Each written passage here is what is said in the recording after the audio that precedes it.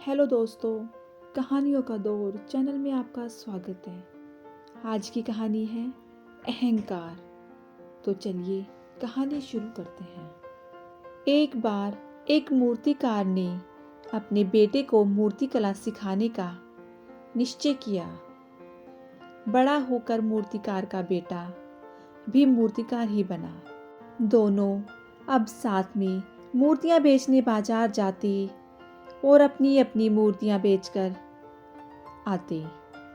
बाप की मूर्तियां 40-50 रुपए की बिकती, पर बेटे की मूर्तियों का मूल्य 3-4 रुपए से ज़्यादा न मिलता।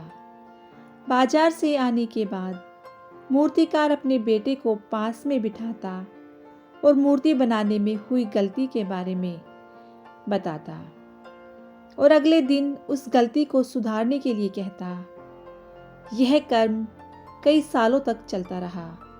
लड़का काफ़ी समझदार था। उसने अपने पिता की सभी बातों को बड़े ही ध्यान से सुना और अपनी कला में सुधार करने का प्रयत्न करता रहा।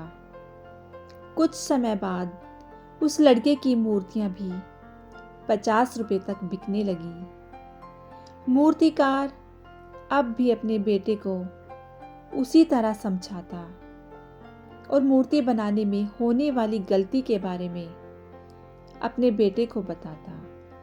बेटे ने अपनी कला पर और भी अधिक ध्यान दिया। उसकी कला और भी अधिक निखरने लगी। अब मूर्तिकार के बेटे की मूर्तियां 100-100 रुपए तक बिकने लगी। बेटे की कला को सुधारने का क्रम मूर्तिकार ने अब भी बंद नहीं किया। एक दिन बेटे ने झुंझलाकर कहा, आप तो दोष निकालने का काम बंद ही नहीं करते। मेरी कला अब तो आपसे भी अच्छी हो गई है। अब तो मुझे मेरी मूर्तियों के लिए 100 रुपए तक मिल जाते हैं, लेकिन आपकी मूर्तियों की कीमत अब भी 50 रुपए ही है। मूर्तिकार ने अपने बेटे को समझाते हुए कहा, बेटा, जब मैं तुम्हारी उम्र का था तब मुझे मेरी कला का अहंकार हो गया था और फिर मैंने अपनी कला में सुधार करना छोड़ दिया।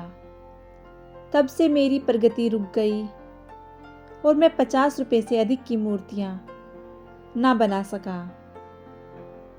तुम अपनी गलतियों को समझने और उसे सुधारने के लिए हमेशा तैयार रहो, ताकि बहुमूल्य मूर्तियां बनाने वाले श्रेष्ठ कलाकारों की श्रेणी में पहुंच सको। तो दोस्तों, इस कहानी से हमें यही सीखने के लिए मिलता है कि हमारा अहंकार हमारी उन्नति के रास्ते बंद कर देता है। इसलिए अपने अहंकार को ताक में रखकर सीखने के लिए हमेशा तैयार रहना चाहिए। तो दोस्तों, इस कहानी से यदि आपको थोड़ा भी सीखने के लिए मिला हो तो कहानी को लाइक कीजिएगा, शेयर कीजिएगा और मेरे चैनल को सब्सक्राइब करना बिल्कुल ना भूलिएगा। कहानी सुनने के लिए बहुत बहुत धन्यवाद।